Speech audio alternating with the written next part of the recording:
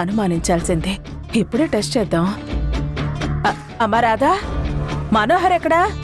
పొద్దుటి నుంచి కనిపించడం లేదు.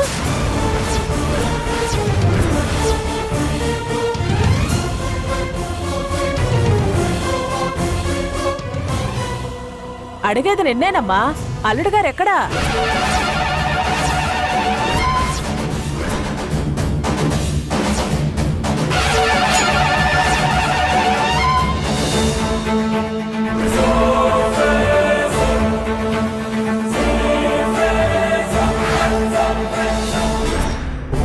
ఇప్పుడు మనోహర్ గురించి అడుగుతోందేంటి?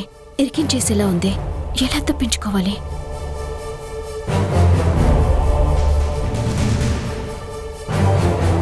మాట్లాడవేంటమ్మా? ఎక్కడో పరుండి బయటికి వెళ్ళుంటాళ్లే మాధవి. అన్నీ చెప్పి చేస్తాడా ఏంటి? పెద్దమ్మా, బాబు ఉదయాన్నే జాగింగ్కి వెళ్తాడు, కాసేపట్లో వచ్చేస్తాడులే. అంటే రాధా అమ్మ నాన్న వచ్చారు కదా, ఈ టైంలో మనోహర్ లేకపోతే ఎలా అని. రాధ చూసుకుంటుంది కదా, మెల్లగా వస్తాళ్లే మాధవి. అది కాదక్కా. అరే, ఇప్పుడు మనోహర్ గురించి ఎందుకు? నువ్వెళ్ళి మీ ఆయనకి ఫోన్ చేయి, మార్కెట్ నుంచి తొందరగా రమ్మని చెప్పు. సరే అక్క. ఎటు తేలకుండా అయిపోయింది. అయినా ఇక్కడే ఉంటారు కదా, తర్వాత చూసుకుందాం.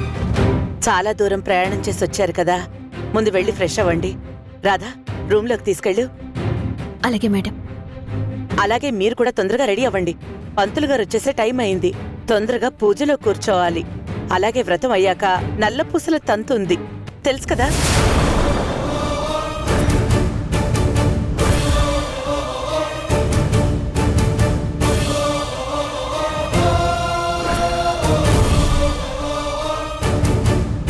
వెళ్ళమ్మా.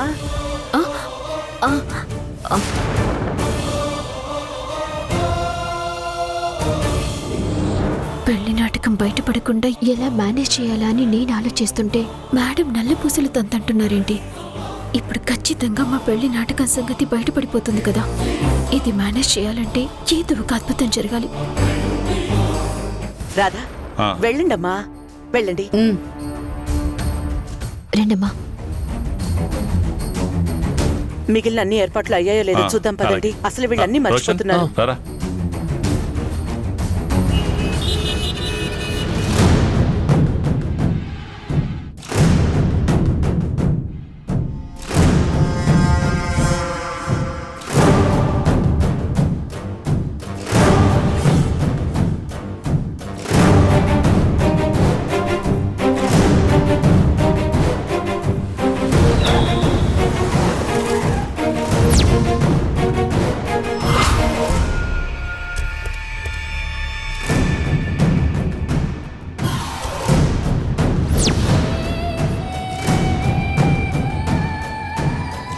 Good morning madam. మార్నింగ్. తీసుకొచ్చాను మేడం. నమస్తే మేడం. నమస్తే మేడం. నమస్తే. భారత్ విషయం ఏంటో చెప్పాడు కదా? చెప్పారు మేడం, ఎక్కడో బాంబు పెట్టాలని. మా దగ్గరున్న బాంబులు మనుషుల దగ్గర నుంచి పెద్ద పెద్ద బిల్డింగ్ల వరకు మొత్తం నేలమట్టం చేసేస్తాయి. Very good. నాకు కావాల్సింది అదే. మీకు గాయత్రి ఇన్స్టిట్యూట్స్ తెలుసు కదా? తెలుసు మేడం. అందులో ఒక గోడౌన్ ఉంది. ఫ్రెష్గా ఇప్పుడే మెటీరియల్ వచ్చింది. ఆ గోడౌన్నే పేల్చేయాలి. మెటీరియల్ మొత్తం మాడి మసైపోవాలి. అయిపోతుంది మేడం. మీరు ఆ గుడ్ న్యూస్ని ఏ టైంకి వినాలనుకుంటున్నారో సరిగ్గా అదే టైంకి బాంబు పేలేలా టైం సెట్ చేసేస్తాం. ఈ రోజే సరిగ్గా 11:14 అలాగే మేడం, మీ పని అయిపోతుంది. ఎట్టి పరిస్థితుల్లోనూ ఎవరికి దొరకకూడదు. జాగ్రత్తగా పెట్టండి. అవన్నీ మేం చూసుకుంటాం మేడం. ఇప్పటి వరకు 100కు పైగానే బాంబులు పెట్టాం.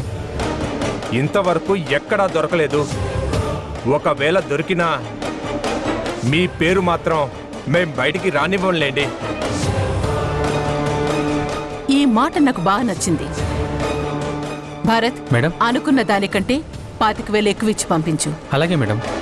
Thanks madam. పదండి. దేవకి, నాకు భర్తని దూరం చేసి నువ్వు మాత్రం నీ భర్త కోసం వరలక్ష్మి వ్రతం చేసుకుంటున్నావా? ఇప్పుడు ఆ గోడౌన్ని పేల్చేసి పిల్లల విషయంలో నువ్వు చాలా అజాగ్రత్తగా ఉంటున్నావని, నీలాంటి వాళ్ళకి యూనియన్ ప్రెసిడెంట్గా ఉండే అర్హత లేదు అని, గాయత్రి ఇన్స్టిట్యూట్లో చదివితే పిల్లల భవిష్యత్తుకి గ్యారంటీ ఉండదు అని నీ మీద బురద చల్లి నీ ఇమేజ్ ని డ్యామేజ్ చేస్తాను. ఈ రోజు పండగ రోజు నీకు సంతోషమే లేకుండా చేస్తాను. పైగా చాలా మంది నీ ఇన్స్టిట్యూషన్ కి డొనేషన్ చేస్తున్నారు కదా, సో వాళ్ళందరి దృష్టిలో కూడా నిన్ను బ్యాడ్ చేస్తాను. నీ పతనం ఇక్కడి నుంచే మొదలవుతుంది దేవకి. పడిపోవడానికి సిద్ధంగా ఉండు.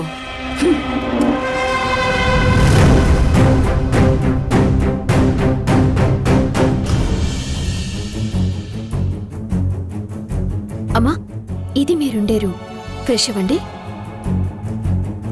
ఇంత పెద్ద రూమ్ మాకెందుకమ్మా? నీకొక రూమ్ ఇచ్చుంటారు కదా, అందరూ అక్కడే ఉందాం. అక్కడే ఉంటే ఇంకేమైనా ఉందా? అట్టంగా దొరికిపోము. ఎందుకమ్మా, ఇక్కడ ఫ్రీగా ఉంటుంది కదా. నీతో కలిసి ఉందామని ఇంత దూరం వచ్చావమ్మా. ఉన్న ఒక్కరోజు వేరే గదిలో ఉంచితే ఎలా? అంటే గెస్ట్లు ఎవరైనా వస్తే వేరే రూమ్ ఇవ్వాలని ఇక్కడ మేడం రూల్ నాన్న. ఇంత పెద్ద ఇంట్లో ఒకే గదిలో ఇరుగ్గా ఉండాల్సిన అవసరం ఏంటని ఆవిడ ఫీలింగ్. కాదంటే అస్సలు ఊరుకోరు. అయినా మీరున్నంతసేపు మీతోనే ఉంటాను కదా. పూజకి టైం అవుతుంది, తొందరగా ఫ్రెష్ అవ్వండి. అమ్మా, అది సరే కానీ మున్నే ఇంకా రాలేదు.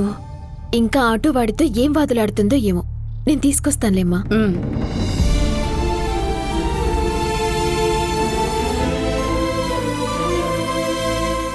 మంచి మర్యాదస్తులా ఉన్నారు యశోదా. అవునండి, కానీ నాకొక్క విషయం మాత్రం అర్థం కాలేదు. ఏంటి?